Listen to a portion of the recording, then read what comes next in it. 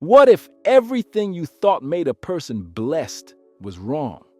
What if true greatness isn't found in power, success, or fame, but in being poor in spirit, mourning, hungering for righteousness? Welcome to Deep Dive Bible. In Matthew chapter 5, Jesus climbs a mountain, opens his mouth, and delivers a message that shocks the religious, comforts the broken, and challenges the world.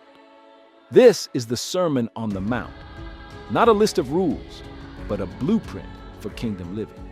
It's not about looking religious. It's about becoming like Christ. So if you're ready to hear the words that have changed empires, pierced hearts, and flipped the world upside down, stay with us. Let's break it down, verse by verse, in the King James Version.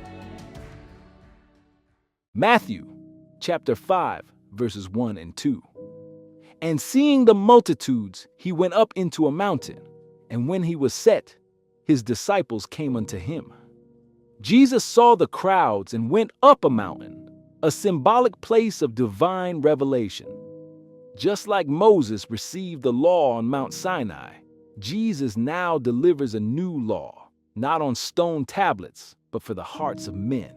His disciples draw near, ready to listen. Verse 2.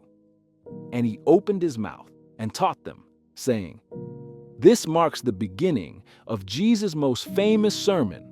He speaks with authority, not quoting others, but delivering truth directly from God. Matthew chapter 5, verses 3 to 10. Blessed are the poor in spirit, for theirs is the kingdom of heaven. To be poor in spirit means recognizing your spiritual need. It's the opposite of pride. Those who know they need God are the ones who receive his kingdom. Blessed are they that mourn, for they shall be comforted. This refers to those who mourn over sin, their own and the world's. God promises them comfort, forgiveness, healing, and restoration. Blessed are the meek, for they shall inherit the earth. Meekness is not weakness. It is strength under control, humility before God. While the world values power, Jesus says the meek will inherit the earth.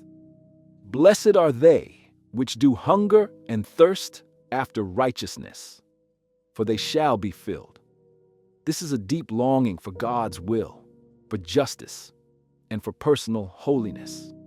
Jesus promises that this spiritual hunger will be satisfied. Blessed are the merciful, for they shall obtain mercy. Those who show compassion and forgiveness to others will themselves receive mercy from God. What you give is what you receive. Blessed are the pure in heart, for they shall see God. Purity begins on the inside. God is not impressed with appearances. He looks at the heart. Those who are pure in motive and desire will experience his presence. Blessed are the peacemakers, for they shall be called the children of God.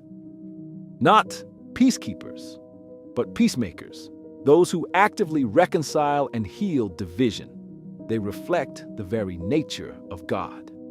Blessed are they which are persecuted for righteousness' sake, for theirs is the kingdom of heaven. When you live for righteousness, opposition will come.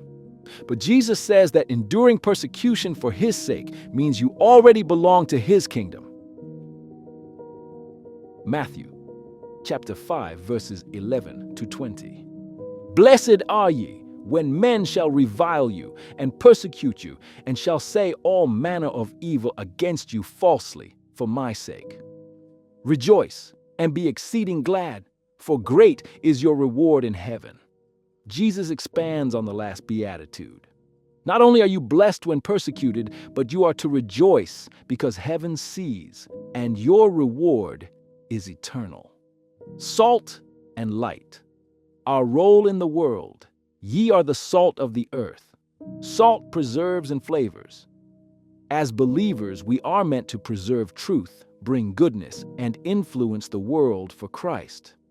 If we lose that distinctiveness, we become ineffective. Ye are the light of the world.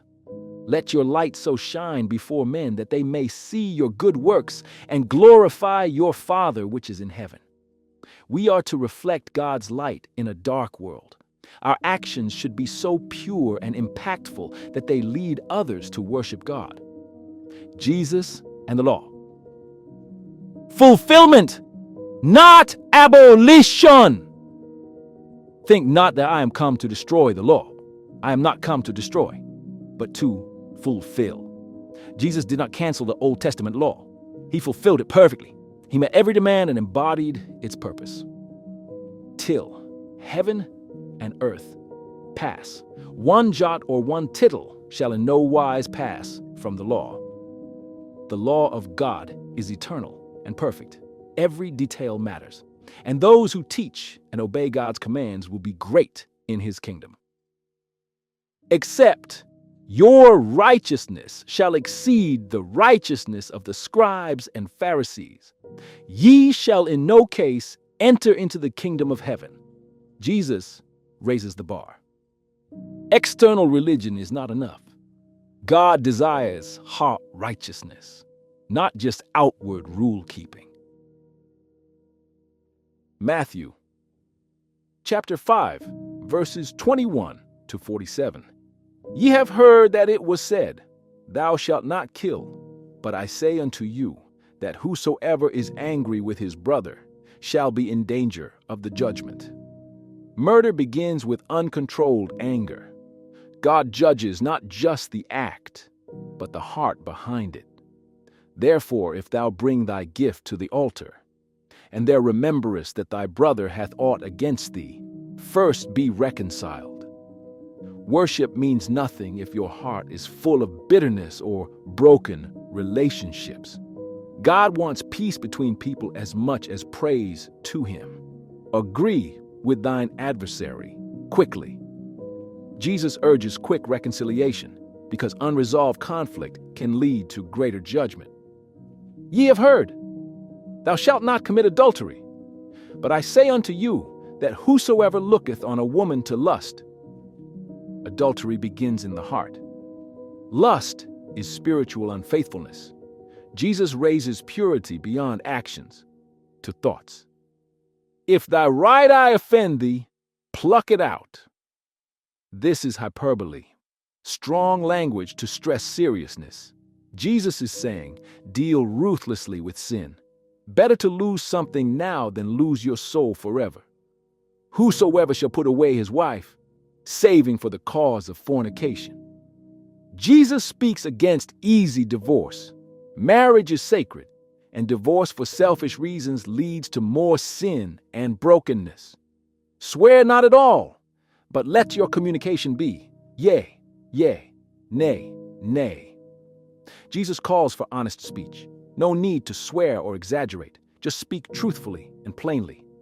Ye have heard, an eye for an eye. But I say, resist not evil. But whosoever shall smite thee on thy right cheek, turn to him the other also. Jesus introduces radical forgiveness. Instead of revenge, respond with grace. This is not weakness, it's kingdom strength. Ye have heard, love thy neighbor, and hate thine enemy. But I say unto you, love your enemies. Jesus calls us to love even our enemies, to bless those who curse us. This reflects the heart of the Father, who loves even those who rebel. If ye love them which love you, what reward have ye? Anyone can love their friends, but kingdom love goes beyond. It loves without expecting anything in return. Verse 48. Be ye therefore perfect, even as your Father which is in heaven is perfect. This is the climax. Jesus calls us to complete maturity, to reflect God's perfect love in how we live, think, and treat others. Matthew chapter 5 is not a checklist.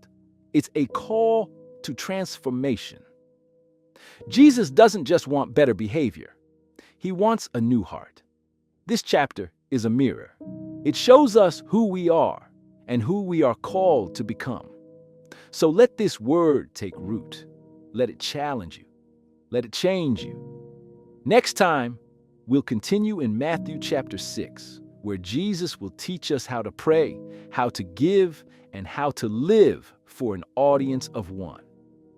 Until then, stay faithful and stay in the Word. God bless you.